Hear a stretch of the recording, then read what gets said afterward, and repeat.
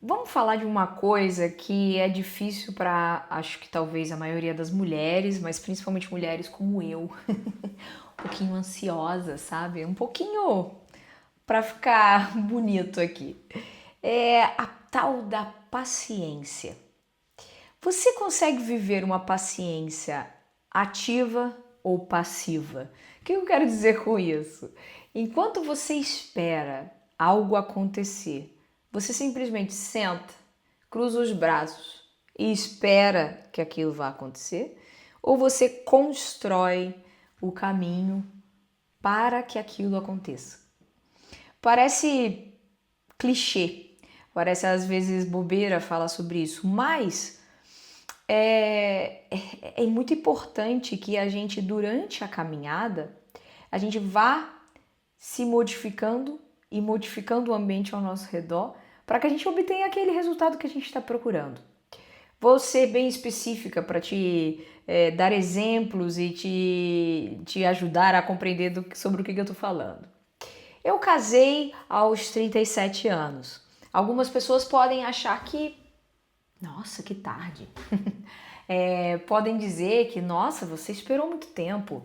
Mas eu já tive esse tipo de conversa com meu marido várias vezes e eu e ele concordamos que foi o tempo perfeito, na hora certa. Que talvez se a gente tivesse se conhecido antes do período quando a gente se conheceu, talvez a gente tivesse se encantado um com o outro, né? Batido um papo ou sei lá o que, mas não tinha dado tão certo como deu na hora que a gente se conheceu, no momento em que a gente se conheceu, porque aquele não só era o momento certo de Deus, mas foi o momento em que Deus escolheu para a gente se encontrar, sim, mas foi também um momento em que a gente estava aberto o suficiente para se encontrar, se conhecer e compreender que aquele era o momento, o caminho e a hora que Deus tinha para nós dois. Ah, mas Clarissa, durante esse processo, enquanto você estava esperando o seu marido, enquanto você estava querendo casar, o que você fez? O que eu fiz? Minha amiga, procurei. Procurei demais, viu? Não fiquei esperando sentada.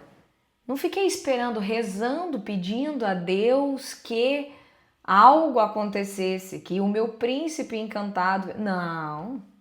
Eu fiz muitas coisas que as pessoas falavam por aí. Primeira coisa que eu fiz, a famosa lista do homem ideal que eu quero pra mim. Fiz. Pensei nela, lá bonita, com não sei quantas qualidades psicológicas, físicas, etc. Aí com o tempo eu falei, acho que talvez vão dizer que eu tô exigente demais. Cortei a lista.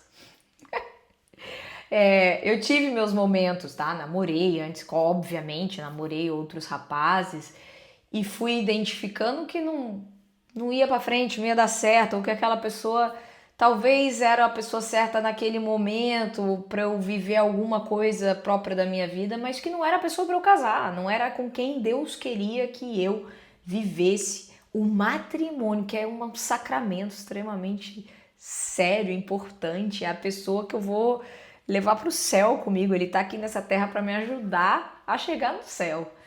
Então, identificar essas pequenas coisas que precisavam ser moldadas no caminho para que eu conhecesse meu marido foi o que me trouxe até ele. Então, eu lembro que no percurso eu tinha as minhas amigas e conversava, caraca, como tá difícil. Eu sei que hoje tá difícil também, porque eu ainda tenho amigas solteiras, eu tenho amigos solteiros, e tanto um quanto o outro diz, tá difícil encontrar um homem decente, tá difícil encontrar uma mulher decente, aquela pessoa que eu idealizo que seja ideal para mim, que seja o certo para mim. Realmente, eu entendo, porque eu passei por isso. Eu demorei para conseguir encontrar a pessoa que realmente eu via que, ó, encaixou. Ah, então o que eu fiz?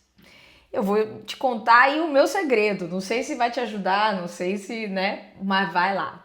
Escuta, escuta. Depois de algumas decepções amorosas, depois de quase entrar numa enrascada, Deus me salvou e falou assim: olha, não é esse carinha aí não, você tá indo pelo caminho errado. Eu falei, ok. Eu continuei rezando, mas aquela oração ativa. Vivi a espera ativa. Ah, o que que isso quer dizer? A espera ativa quer dizer eu continuei procurando, continuei tentando identificar aquilo que para mim fazia sentido.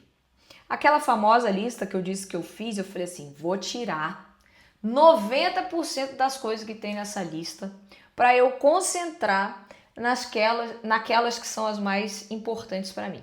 Então eu coloquei lá uns 3, 4 itens. Isso aqui é muito importante para mim, isso aqui é muito importante para mim, isso aqui é muito importante para mim. Mas além disso, e o que eu falo sempre para as minhas amigas é mais importante do que as qualidades e aquilo que você sonha numa pessoa, que você pensa que é o ideal para você, mais importante do que isso é aquilo que você não aceita e não tem negociação para você. Por que eu digo isso? Porque a atração e aquilo que para você chama a atenção num rapaz ou numa moça é quase que algo natural, que vem espontâneo, que vem já desde quando você é pequeno.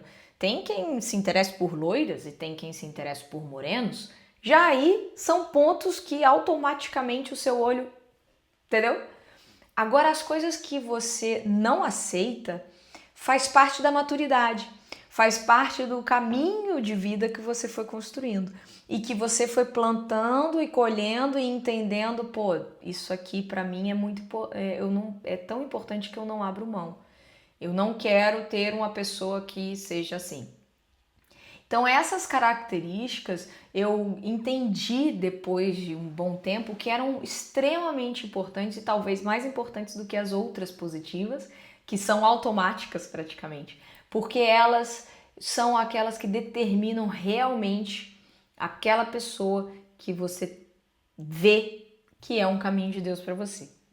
Ah, e como que você identificou? Quando a gente se conheceu, eu e meu marido, eu tinha essas duas listas muito claras diante de mim, mas internamente eu estava aberta para aquilo que ia acontecer, para as oportunidades que iam se abrir. E outra coisa que eu gosto muito de dizer é: não adianta você que está na busca, está procurando alguém, continuar fazendo as mesmas coisas, sendo que aquelas coisas não estão dando um resultado. Isso é a lei de Einstein, viu? Foi Einstein quem disse isso, não fui eu.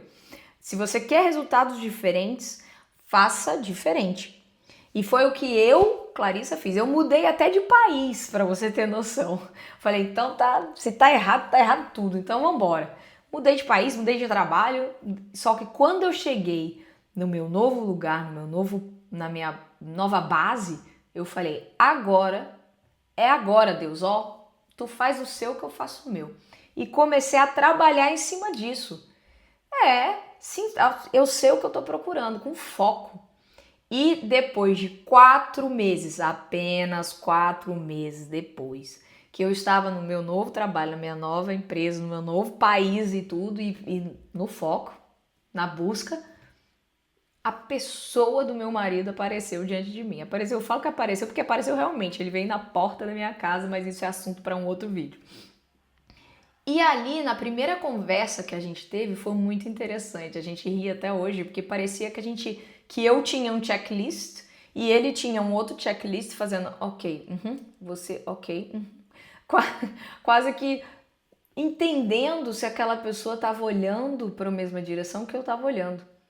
Uma conversa. Foi preciso uma conversa de várias horas, tá? A gente ficou conversando a madrugada dentro. Mas ali a gente se identificou.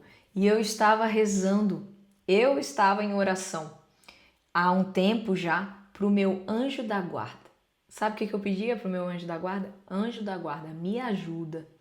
Fala com o anjo da guarda dele para que a gente se encontre e para que quando a gente se encontre, a gente se identifique, a gente consiga enxergar que essa pessoa é a pessoa que a gente estava procurando.